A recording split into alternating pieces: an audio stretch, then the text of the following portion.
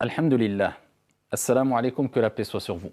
Permettez-moi cette brève intervention, pas pour jouer les donneurs de leçons ou vous faire la morale, loin de moi cette prétention, mais simplement pour rappeler à mes honorables frères et sœurs, ici que à l'ère des réseaux sociaux, une parole peut être destructrice, un avis peut provoquer la mort.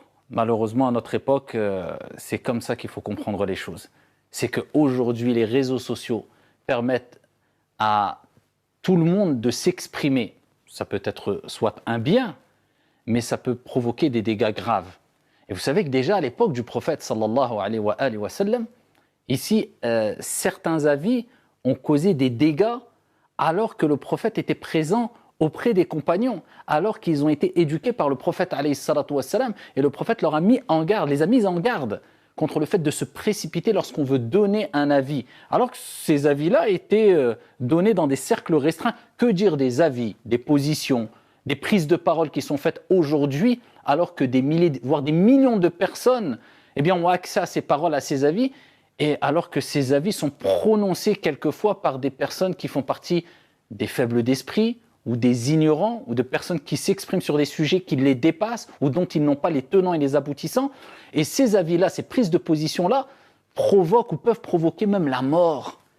Et c'est pour cela qu'on se rend compte qu'il y a un manque de responsabilité de beaucoup, et malheureusement, les gens minimisent l'impact de la prise de parole. À l'époque du prophète, alayhi salatu wassalam, à titre d'exemple, vous connaissez sûrement le hadith, où lors d'un déplacement, une expédition, ils étaient en voyage, et un compagnon a demandé l'autorisation, après qu'il ait été blessé à la tête, de pouvoir faire le tayammum, les ablutions sèches, et ne pas faire les grandes ablutions, puisqu'il devait faire les grandes ablutions, donc se laver avec de l'eau, laver tout son corps avec de l'eau, pour faire les grandes ablutions. Et il a demandé est-ce qu'il pouvait avoir recours aux ablutions sèches, parce qu'il faisait très très froid et il était blessé à la tête. Et ici, une personne a dit moi je vois que ta situation ne te permet pas d'avoir recours aux ablutions sèches, tu dois faire tes grandes ablutions. Très malade, blessé gravement, l'eau très froide, alors qu'ils sont en voyage, les conditions ne sont pas les conditions dans lesquelles on vit aujourd'hui, eh bien cette personne a fait les ablutions, ce compagnon a fait les ablutions, conséquence, dû à un avis, un mauvais avis, une mauvaise prise de position, une mauvaise parole, appelle-le comme tu veux, la personne est morte, est décédée. Quand le prophète sallallahu alayhi wa sallam a pris connaissance de cet avis erroné qui a été donné, et qu'est-ce que le prophète a dit? Comment a-t-il réagi? Il s'est mis en colère et il a dit Qatalou, ils l'ont tué. Ils l'ont tué. Il a rappelé que le remède de l'ignorance, c'était l'interrogation, c'était de poser les questions, c'était de s'informer quand on ne savait pas. Mais que dirait le prophète alayhi salatu wassalam s'il voyait tout le monde et n'importe qui maintenant dire tout et n'importe quoi, de matin, de nuit comme de jour, sur les réseaux sociaux, sans contrôler l'impact de la parole, de la prise de position, de l'information transmise et des conséquences. Alors aujourd'hui, la moindre occasion d'appeler au complot, provoque ici un enthousiasme chez les jeunes, et voilà que beaucoup se lancent dans cette théorie du complot, que ce soit pour le Covid, que ce soit pour le vaccin, que ce soit pour ceci, pour cela, et voilà, tout le monde appelle au complot. Et dès qu'il y a possibilité d'appeler au complot, on le fait. Mais on ne le fait pas dans des cercles restreints, fermés seulement. Mais en plus de cela, on se permet de lancer ces soi-disant théories du complot, sur le net. Et prenons l'exemple du Covid. Le Covid, qui aujourd'hui, alors que je vous parle, près de 300 000 morts aux États-Unis dus au Covid, dans un pays où beaucoup disaient c'est un complot, ça ne sert à rien, et on va même se rebeller en sortant sans masque, et on va tous se mélanger lors de soirées et lors de rassemblements pour dire notre mécontentement quant à prise de position concernant le Covid, concernant les masques, concernant le... Je tiens à rappeler, je ne dis pas que le complot ou les complots n'existent pas ou n'ont jamais existé. Je ne dis pas que quand il y a des situations, des crises, même sanitaires, ça n'arrange pas certaines personnes parce qu'il y a des intérêts, il peut avoir des intérêts peut-être ici ou là financiers ou des intérêts, ça peut exister, c'est des probabilités, c'est plausible. Mais de là, de faire d'une épidémie un complot, c'est pas nouveau une épidémie, ça a toujours existé. Depuis avant l'islam, la venue de l'islam, après la venue de l'islam, à l'époque des compagnons, après, le prophète en a parlé des épidémies. De cette de ce confinement qui a déjà existé à l'époque du prophète, des compagnons, ça a déjà existé. Pourquoi aujourd'hui une épidémie serait un complot alors qu'on voit de nos yeux qu'il y a des milliers de morts dues au Covid? Et les gens osent sans aucune gêne, sans aucune retenue, dire que c'est un complot. Je vais vous rappeler simplement une petite anecdote, si on veut, une anecdote entre guillemets, voilà, un fait concret qui s'est passé il y a quelques semaines de cela. Je suis tombé sur une vidéo d'un cheikh qui n'est pas de France, hein, donc un théologien, un savant, qui répondait à une personne dans une assemblée qui parlait du coronavirus. Écoutez-moi bien, le cheikh, sans citer son nom, était à côté d'un autre cheikh et on lui a posé la question en disant « Oui, certaines personnes disent que le coronavirus a été provoqué par ceci, cela. » Qu'est-ce qu'il a répondu, le cheikh? Il dit « Écoutez, peu importe l'origine du coronavirus, est-ce qu'il a été provoqué ou pas, est-ce qu'il vient d'un laboratoire ou pas, est-ce que ce qu'on sait, c'est que c'est un fait, c'est que c'est réel, c'est qu'il existe. Et mieux vaut être plus dans la psychose que manquer de vigilance. Et même si même si c'est le cas, il dit si c'était le cas, que les gens exagèrent dans le fait de trop se prémunir ou alors avoir trop peur de ce Covid, de cette épidémie, il dit vaut mieux plus que pas assez quelquefois. Et il dit moi-même, je connais, et il cite les noms, Cheikh un tel, telle personne qui sont décédées, je les connaissais du coronavirus devant mes yeux. Regardez, subhanallah. Une semaine après, je crois, ils annoncent que ce cheikh-là qui a répondu a été touché du coronavirus. Je crois, une semaine après qu'il a suivi cette annonce-là, il est décédé. Vous pensez que c'est un jeu et que ce n'est pas vrai? Mais moi-même, je connais des personnes qui ont été décédées, des choyours, même des savants du Maroc, surtout ces dernières semaines, ces derniers mois. Combien sont morts du coronavirus? Combien de personnes ont été touchées même dans nos familles proches ou lointaines?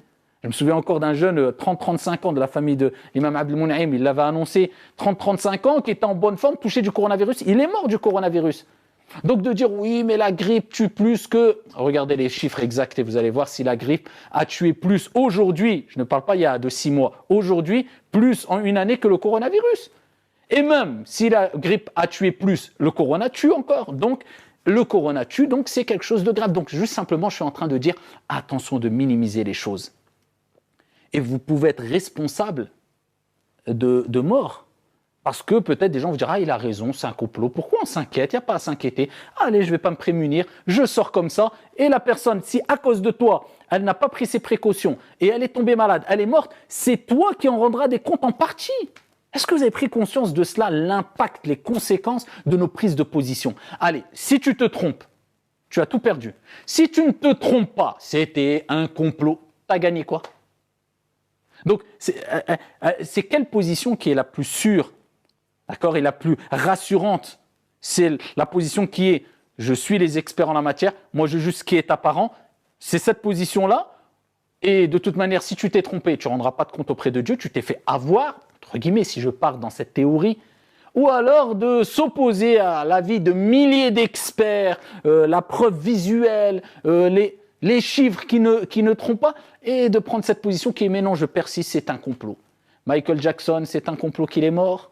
La femme à Donald Trump, c'est pas sa femme, c'est un complot. On a des milliers d'exemples. C'est quoi ces positions qui quelquefois sont plus bêtes qu'autre chose? On ne sait même plus si on doit s'attrister ou rire quand on entend certaines positions qui sont prises par nos jeunes en disant non, moi j'y crois pas, j'ai entendu dans une vidéo qu'ils ont dit ceci et cela. Regardez, malheureusement, ce que ceux-là reprochent à certains médias, parce que ceux-là qui parlent de complot de jour comme de nuit, reprochent à certains médias d'avoir un discours simpliste et toujours ne pas avoir de nuances, de ne pas pousser la recherche quand ils prennent des prises de position. Vous agissez de la même manière vous aussi. Vous avez un discours simpliste, vous n'avez pas de nuances et vous ne poussez pas la réflexion. C'est ça le problème. Vous êtes ce que vous reprochez quelquefois. Allah Jalla wa Ala, notre Seigneur, ne dit-il pas dans le Coran « Ma yalfidhu min qawlin illa ladayhi raqibun atid » Ils ne prononcent aucune parole sans avoir auprès d'eux un observateur prêt à l'inscrire. Notre prophète Mohammed alayhi salatu wa sallam ne dit-il pas Man kana yu'minu billahi wal yawmil akhir falyaqul khayran aw liyasmut, que celui qui croit en Allah et au jour dernier, qu'il dise du bien ou qu'il se taise? N'est-il pas préférable d'avoir un peu plus de retenue, un peu plus de nuances, un peu plus de réflexion et de maturité et n'est-il pas préférable de se dire attention, si je me trompe, je peux causer des dégâts. Donc vaut mieux, déjà j'ai beaucoup à faire avec moi et avec tout ce que je fais de mauvais et la réforme, le travail sur ma réforme individuelle que je dois faire, plutôt que d'aller prendre la responsabilité de prendre des avis qui vont se répercuter peut-être sur des dizaines, centaines, milliers, peut-être millions de personnes. Tout dépend de l'impact que tu as. Parce qu'aujourd'hui, maintenant, les gens veulent avoir plusieurs casquettes. Et on impose aux gens aussi d'avoir plusieurs casquettes. On veut que l'imam soit un politicien aussi et un expert et qui parle de tout. Comme on veut que celui qui est... Voilà, on impose... Non, subhanallah. Et c'est pour cela qu'on voit des jeunes qui sont par exemple youtubeurs, qui font... Voilà, ils ont une chaîne sur un domaine bien spécifique, et voilà, sur le divertissement ou autre, et tu le vois, du jour au lendemain, il fait des vidéos sur la religion. Du jour au lendemain, c'est un politologue. Du jour au lendemain, ça devient un expert dans l'analyse géopolitique. Du jour au lendemain, il analyse des situations pour dire que c'est un complot de jeu. Et aujourd'hui, les réseaux sociaux peuvent créer des dégâts. C'est pour ça que je vous dis simplement, à travers cette brève intervention, juste faites attention, un peu de retenue, et vous ne mettez pas dans des situations qui peut-être vous feront tomber dans des choses irréparables quelquefois, et sans retour. Les conséquences peuvent être très graves à travers nos prises de position. Qu'Allah subhanahu wa ta'ala en tout cas nous préserve de s'égarer et d'égarer, de se tromper et de pousser les gens à se tromper et de causer des désastres. Qu'Allah vous préserve. Assalamu alaikum.